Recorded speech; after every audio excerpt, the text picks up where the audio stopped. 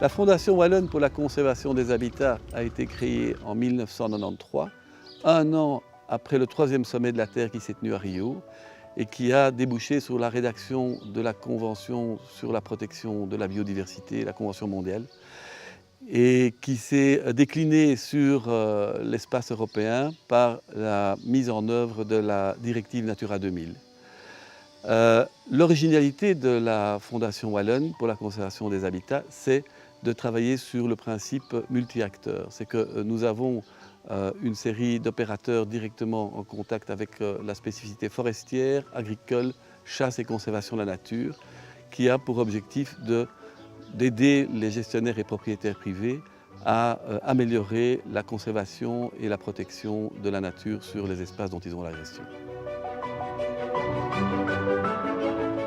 La gestion de ces territoires se fait avec la collaboration des propriétaires. Elle est réalisée dans l'esprit d'un développement durable et du maintien de la biodiversité.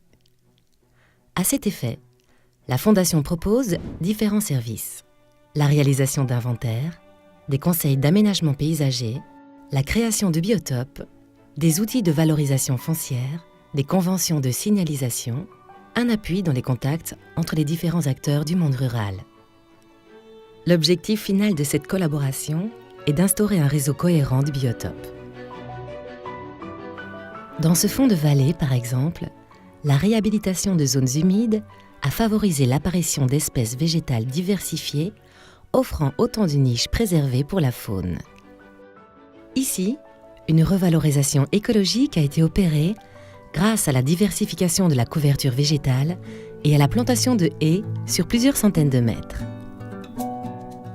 Un autre outil est celui des conventions de signalisation ou de gestion, réglementant par des panneaux les accès aux propriétés privées. Elles couvrent en Wallonie plus de 5000 hectares de forêts, terres agricoles et zones d'intérêt écologique. Forte de son expertise, la Fondation s'est vue confier par la région wallonne la gestion du label Wildlife Estates. Ce label accrédite les domaines exemplaires qui souscrivent volontairement à une philosophie de gestion écologique et à un usage durable du territoire. Toujours dans une optique d'encouragement, nous décernons chaque année une série de prix. Le prix de l'environnement, le prix de l'arbre de l'année. Le plus important, le prix Baillet-Latour pour l'environnement, récompense depuis 20 ans, en alternance avec la région flamande, un gestionnaire privé pour le projet d'aménagement ou de gestion écologique d'un domaine en Belgique.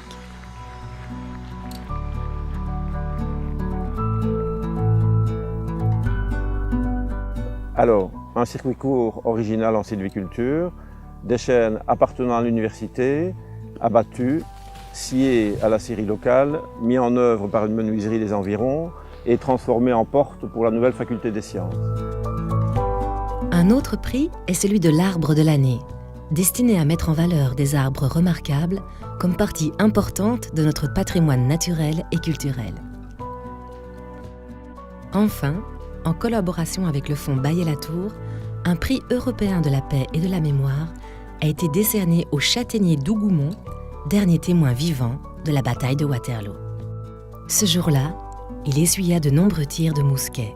Il en garde encore aujourd'hui les stigmates logés dans son tronc. Force est de constater que depuis 1992, la biodiversité ne s'est pas améliorée, que du contraire. Et face à cet important défi, notre fondation souhaite insister auprès des gestionnaires et propriétaires d'espaces ruraux sur la responsabilité qu'ils ont en la matière. Un peu à l'instar de ce qu'a fait le Montre des entreprises en créant le principe de responsabilité sociétale des entreprises, nous insistons sur le fait que cette attitude responsable est de plus en plus demandée par rapport à une société moderne qui insiste sur des valeurs éthiques.